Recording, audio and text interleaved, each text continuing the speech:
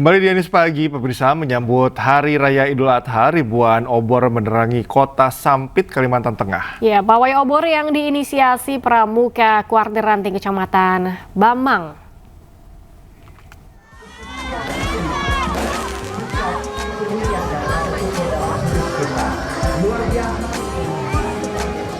Kilau ribuan cahaya obor menghiasi malam di kota Sampit, Kalimantan Tengah.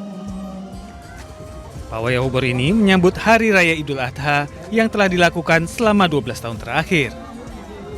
Selain obor, 25 kelompok pawai ini membawa replika masjid, Ka'bah maupun kitab suci Al-Quran. Agar lebih meriah, tahun depan rencananya akan digelar pawai obor beserta lampion. Bahwa ke depan itu mungkin dimeriahkan tambahan, ya inovasi, mungkin lampion lah tambahan. Tapi tahun ini memang agak luar biasa, mulai perubahan daripada kostum, penampilan, para peserta juga ada perubahan. Ya. Diharapkan tradisi pawai obor ini dapat menarik wisatawan dalam negeri dan mancanegara. Dari Kabupaten Kota Waringin Timur, Kalimantan Tengah, Normansyah, iNews melaporkan. Puluhan jemaah Tarekat Naksabandia di Kota Padang, Sumatera Barat melaksanakan sholat Idul Adha pada Kamis pagi. Jatuhnya 10 Zulhijjah bagi jemaah Naksabandia berdasarkan penghitungan hisab dan ruqyat yang merujuk pada kitab Munjid.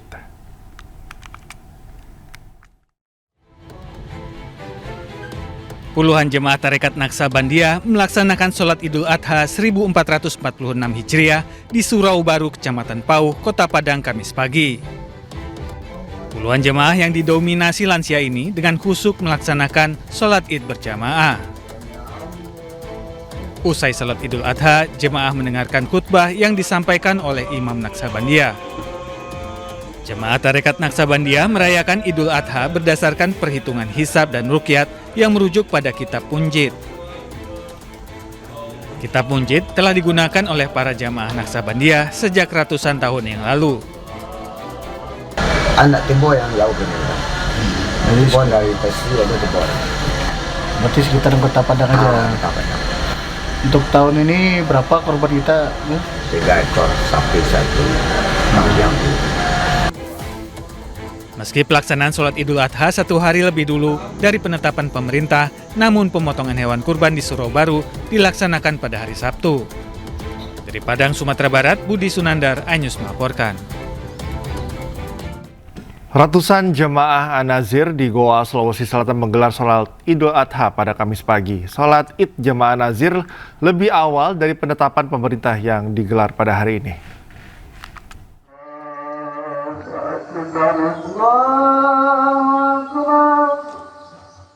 Ratusan jemaah An-Nazir di Kelurahan Mawang, Kecamatan Bonto Maranu, Kabupaten Goa, Sulawesi Selatan, Kamis pagi telah melaksanakan sholat Idul Adha 1446 Hijriah. Sholat Idul Adha ini lebih awal dilaksanakan dari pelaksanaan wukuf ribuan jemaah haji di Arafah. Selain pelaksanaan sholat Idul Adha ini juga lebih dulu dari keputusan pemerintah yang menetapkan 10 Zulhijjah 1446 Hijriah jatuh pada Jumat 6 Juni 2025. Jemaah An-Nazir sholat Idul Adha lebih awal berdasarkan hasil pemantauan akhir perjalanan bulan Zulqoidah hingga Zulhijjah, hingga memutuskan bahwa hari ini adalah 10 Zulhijjah 1446 Hijriah. Perjalanan bulan itu awalnya itu memakai 2 hari, Selasa Rabu. Kemudian Arafah itu 9 itu memakai Rabu Kamis. Kemudian Idul Adha-nya itu Kamis Jumat. Nah, jadi kami mengambil yang awal, ya. Usai sholat Idul Adha, jemaah Nazir juga menyembelih 2 ekor sapi dan 2 ekor kambing untuk dibagikan kepada warga sekitar yang kurang mampu. Dari Kabupaten Goa, Sulawesi Selatan, Bukma, iNews melaporkan. Pemirsa, Presiden Prabowo Subianto dijadwalkan melaksanakan sholat Idul Adha di Masjid Istiqlal. Pihak Masjid Istiqlal juga akan menyelenggarakan penyerahan hewan kurban milik Prabowo dan Wapres Gibran Rakabuming Raka. Penyerahan hewan kurban akan diterima langsung oleh panitia kurban Masjid Istiqlal. Sementara pemotongan hewan kurban milik Presiden akan dilaksanakan di hari kedua Lebaran. Pemotongan hewan kurban itu dilakukan bersamaan dengan milik masyarakat yang diserahkan melalui Masjid Istiqlal.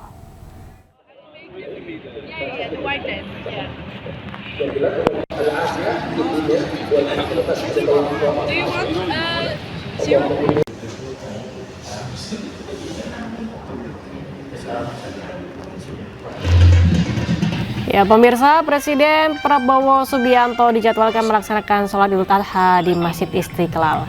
Pihak Masjid Istiqlal juga akan menyelenggarakan penyerahan hewan kurban milik Prabowo dan Wapres Gibran Rakabuming Raka. Penyerahan hewan kurban akan diterima langsung oleh panitia kurban Masjid Istiqlal. Sementara itu, pemotongan hewan kurban milik Presiden akan dilaksanakan di hari kedua Lebaran. Pemotongan hewan kurban dilakukan bersamaan dengan milik masyarakat yang diserahkan melalui Masjid Istiqlal.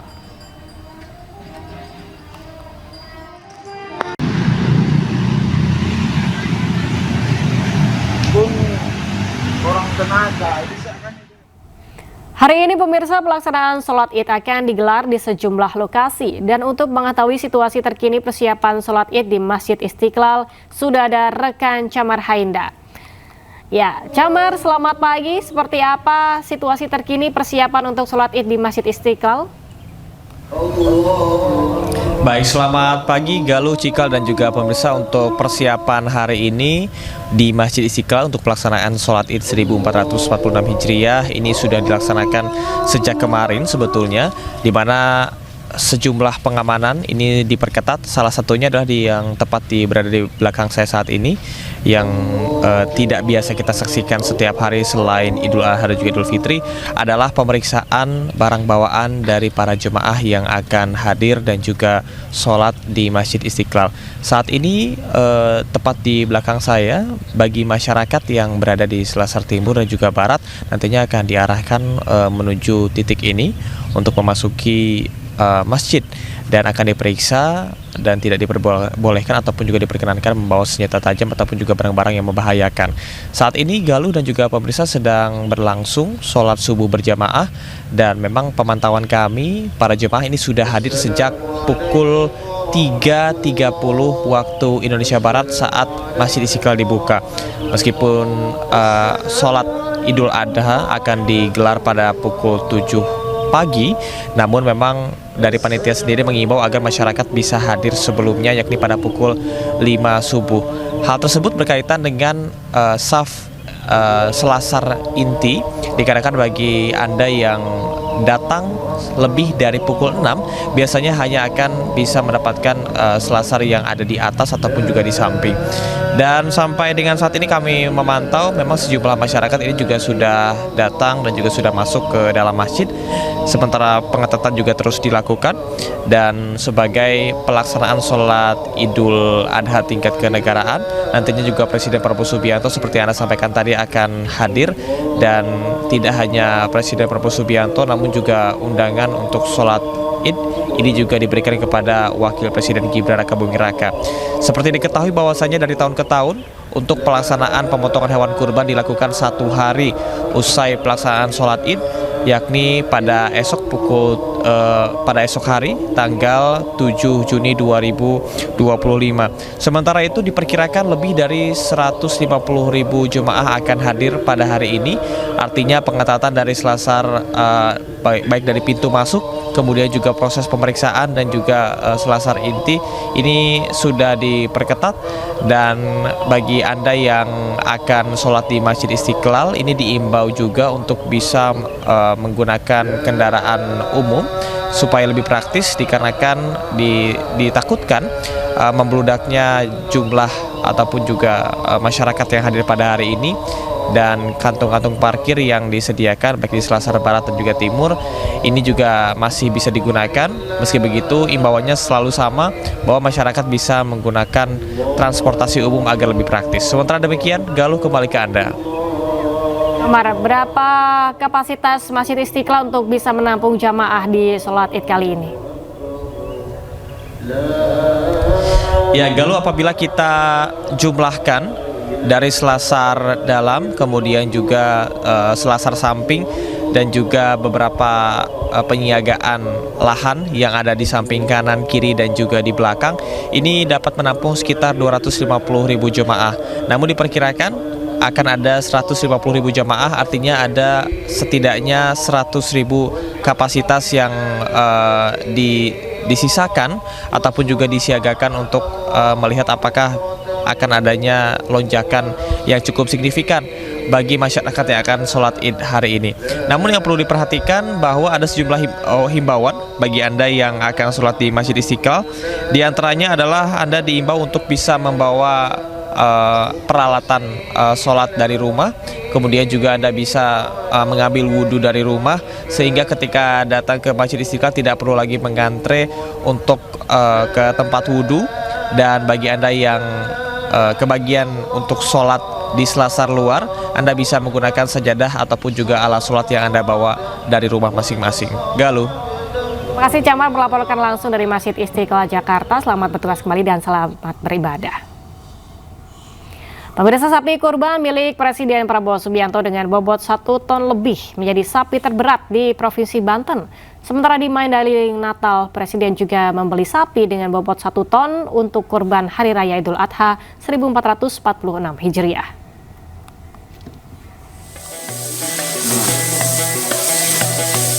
Pekerja ini memandikan sapi dengan bobot 1 ton lebih di peternakan Talas Farm, Pondok Cabe Pamulang, Tangerang Selatan, Banten.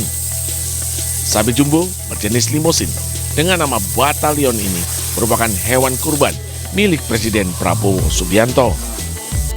Wakil Wali Kota Tangerang Selatan, Pilar Saga Ihsan bersama tim dokter hewan memantau langsung pemeriksaan kesehatan kandang dan pakan sapi kurban milik Presiden. Sapi ini didatangkan dari Blora, Jawa Tengah dan sudah dirawat 2 tahun di peternakan ini.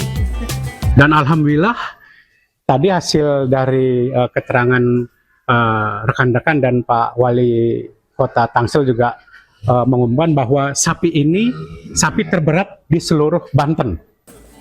Harga sapi kurban milik Presiden Prabowo dengan bobot 1 ton lebih ini 102,5 juta rupiah. Sapi jumbo bernama Ucok dibeli Presiden Prabowo dari sebuah peternakan di kawasan Panyambungan Mandailing Natal, Sumatera Utara. Sapi simental ini berbobot 1 ton. Sapi Presiden sering dibersihkan, diberikan makanan bernutrisi, rumput segar, dedak hingga kembang tahu agar sehat dan beratnya terus bertambah. Sapi dari kandang kami keluar untuk jadi kurban Presiden Prabowo kan. Itu awalnya dihubungi gimana? Untuk awal dihubungi lebih ke oke lah bang yang untuk mengertinya kan. Jadi kayak kami dikabarin, jadi langsung kami rawat dengan bagus lah sapi itu tadi kan. Itu memang sapi yang paling besar di sini. Untuk cara ininya ya bang, dia bobot paling besar di sini. Rencananya sapi kurban Presiden Prabowo akan disembelih pada Hari Raya Idul Adha mendatang, dan daging kurbannya akan dibagikan kepada fakir miskin dan pantai asuhan. Dari Tangerang Selatan, Banten dan Mandailing Natal, Sumatera Utara, Nunung Purnomo dan Ahmad Hussein Lubis melaporkan. Wakil Presiden Gibran Rakabuming Raka memberikan sapi kurban untuk disembelih kepada takmir Masjid Tegal Sari, Solo, Jawa Tengah. Ini merupakan pertama kalinya Wapres Gibran menyalurkan hewan kurban.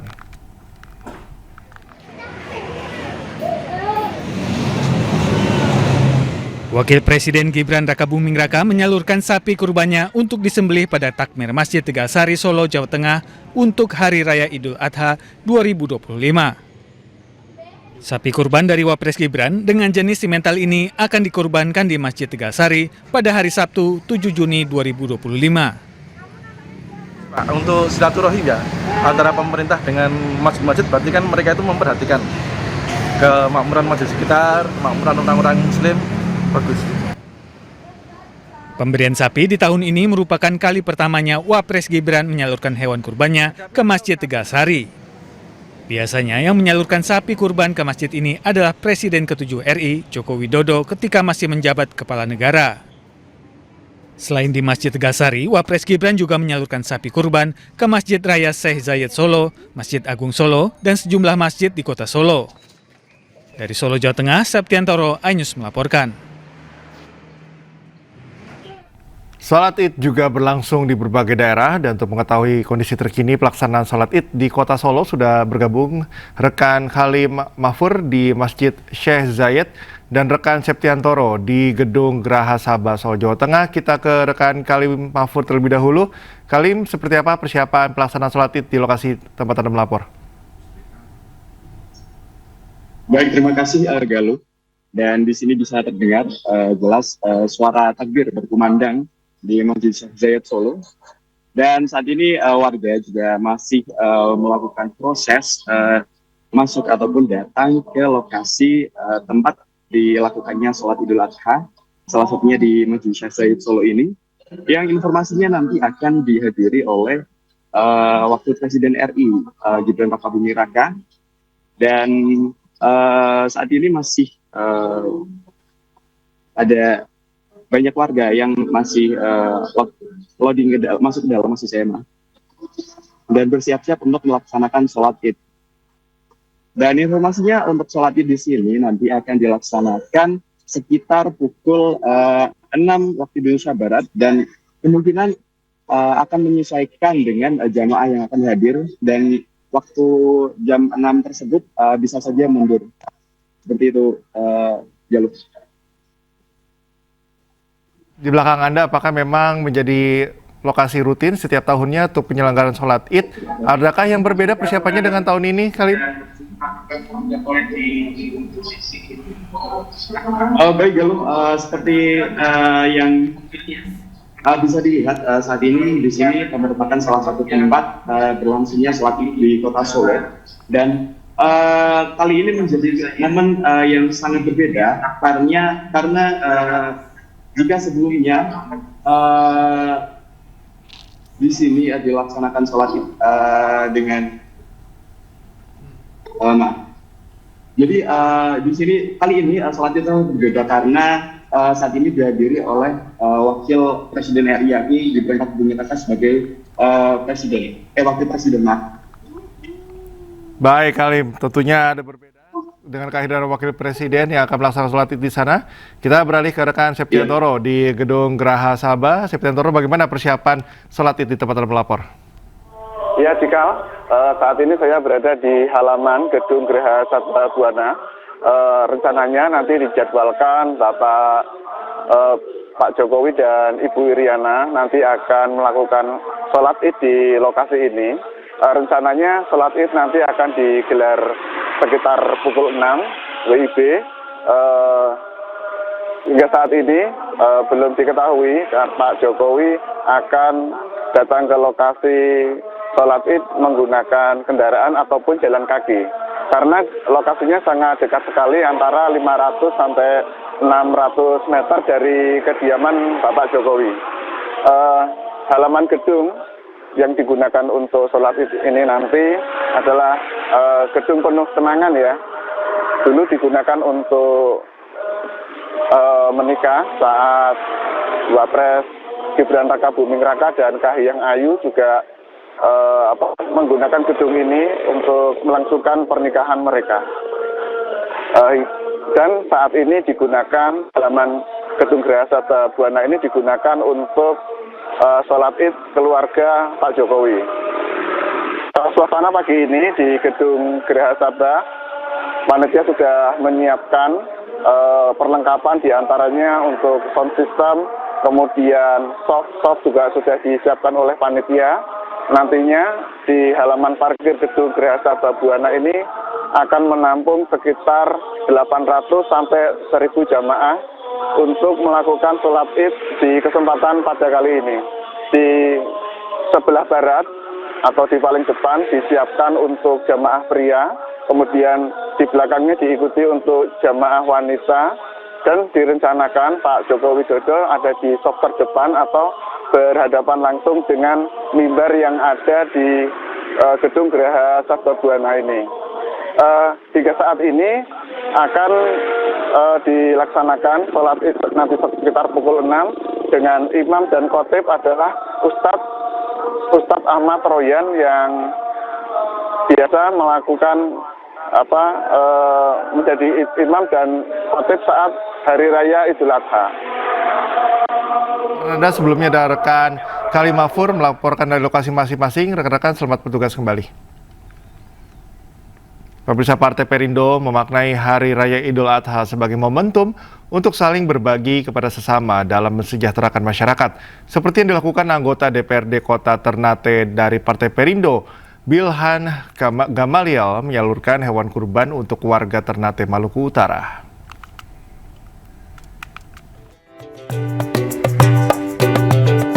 Satu ekor sapi berukuran besar diserahkan langsung anggota DPRD Kota Ternate dari Partai Perindo, Bilhan Gamaliel, kepada pengurus Masjid Al-Amin, Kelurahan Stadion, Kecamatan Ternate Tengah. Bagi partai yang dikenal dengan Partai Kita ini, Hari Raya Idul Adha selalu menjadi momen yang tepat untuk berbagi kebahagiaan, khususnya kepada masyarakat yang membutuhkan. Sesuai instruksi dari Ibu Ketua Umum, Ibu Angela, bahwa ini merupakan program nasional 1 juta paket kebahagiaan kurban. Dan itu dibagikan di seluruh Indonesia. Dan kesempatan hari ini saya bisa memberikan di Kota Ternate, Kelurahan Stadion. Harapan dari Ibu Ketua Umum bahwa Perindo selalu hadir di tengah-tengah masyarakat untuk Indonesia yang lebih sejahtera lagi. Kami dari Masjid Al-Amin, Kelurahan Stadion, mengucapkan banyak terima kasih kepada Partai Perindo yang mana telah membagikan kami hewan korban untuk melaksanakan dalam hari korban ini, membagikan kepada masyarakat yang berhak menerima. Pada Hari Raya Idul Adha 1446 Hijriah, partai yang dipimpin Angela Tanusudibyo ini mencanangkan program nasional Idul Adha Fest 2025 yang menargetkan 1 juta kantong kebahagiaan untuk masyarakat Indonesia. Dari Ternate, Maluku Utara, Ismail Sangaji, iNews melaporkan.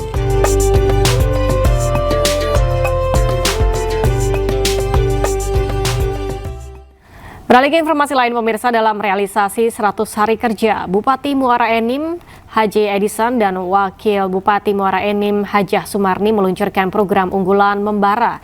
Salah satu program unggulan pakaian sekolah gratis bagi anak SD dan SMP.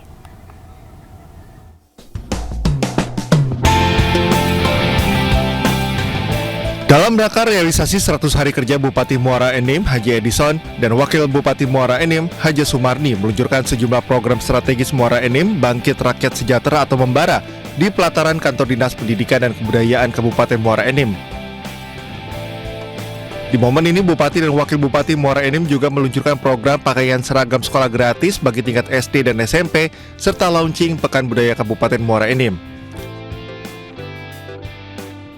Dalam kesempatan yang sama, Bupati dan Wakil Bupati menyerahkan secara simbolis pakaian sekolah gratis dan perlengkapan sekolah bersama penyerahan kendaraan operasional bagi sekolah tingkat SD dan SMP. Kendaraan operasional ini diberikan untuk meningkatkan kinerja dan mutu pendidikan peserta didik. Pekan Budaya digelar untuk mengangkat budaya warisan leluhur dan meningkatkan pelaku UMKM masyarakat dan pihak sekolah. Kegiatan ini akan dilakukan secara berkala dengan skala lebih besar sehingga banyak pelaku UMKM ikut berperan dalam kegiatan ini. Ini launching ini sebenarnya tonggak dari dimulainya bekerja, bukan tujuan akhir. Jadi semangat baru ditonggakkan, ya kan, di launching. Kita berharap itu nyampai pesan-pesan itu kepada masyarakat. Masyarakat paham dengan apa yang kita programkan, kemudian pelaksana kita, dinas teknis juga memahami tentang itu. Nanti kita dengan sendirinya insya Allah akan ada feedback. Ya. Seluruh program Pemkab Muara Enim bertujuan untuk kesejahteraan dan kemakmuran masyarakat, terutama bidang kesehatan, pendidikan agama, dan pelayanan publik. Dari Muara Enim, Sumatera Selatan, Edwin Syah Satria, iNews melaporkan.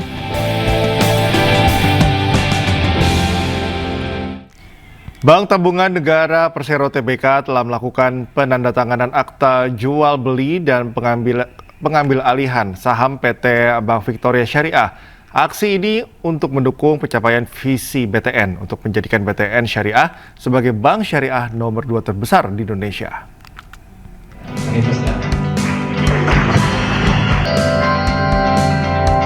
PT Bank Tabungan Negara Persero Tbk telah melakukan penandatanganan akta jual beli dan pengambilan saham PT Bank Victoria Syariah. Proses penandatanganan ini dilakukan langsung oleh Direktur Utama BTN, Nixon LP Napitopulu, bersama para pemegang saham PT Bank Victoria Syariah, yakni PT Victoria Investama Tbk dan PT Bank Victoria International Tbk. Dengan adanya penandatanganan ini, maka Bank Victoria Syariah kini telah resmi dimiliki BTN dengan kepemilikan 99,99% saham. Sementara 0,0016% saham Bank Victoria Syariah masih dimiliki oleh Balai Harta Peninggalan Jakarta. Kita telah mendapatkan persetujuan dari Presiden minggu lalu. Kemudian juga tentu saja para pemegang saham, Kementerian BUMN maupun Danantara. Kemudian juga terakhir tadi pagi kita terima surat dari Otoritas Jasa Keuangan, baru tadi pagi sebenarnya suratnya, tanda tangannya per kemarin sebenarnya.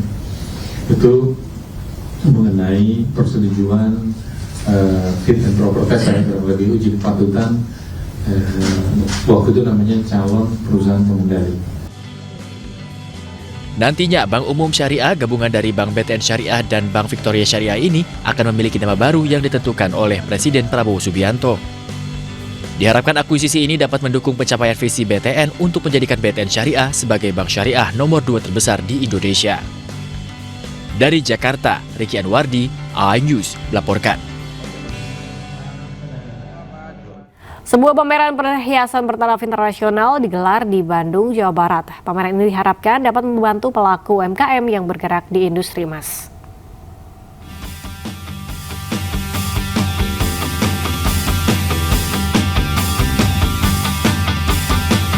Guna meningkatkan pertumbuhan ekonomi bagi para pelaku UMKM dalam bidang pengrajin perhiasan dalam negeri, Kementerian Perindustrian Republik Indonesia bekerjasama dengan Asosiasi Pengusaha Emas dan Perhiasan Indonesia menggelar pameran perhiasan hasil karya produk UMKM dalam negeri yang diselenggarakan di Bandung, Jawa Barat.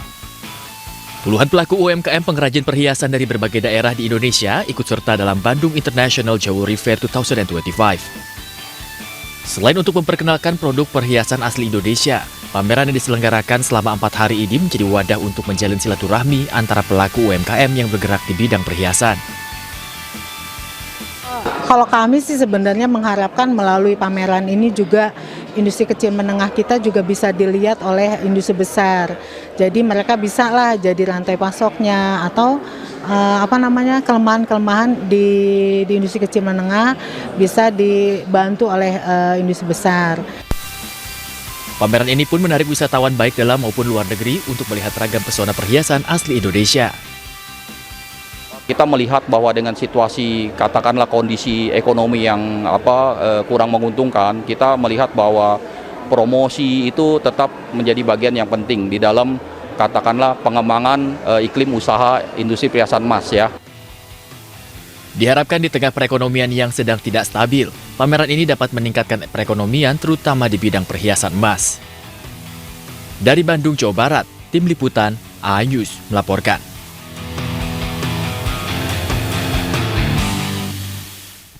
Oleh Romani menggila 3 laga 3 gol untuk Garuda. Informasi selengkapnya kami hadirkan usai jeda, tetaplah di iNews Pagi.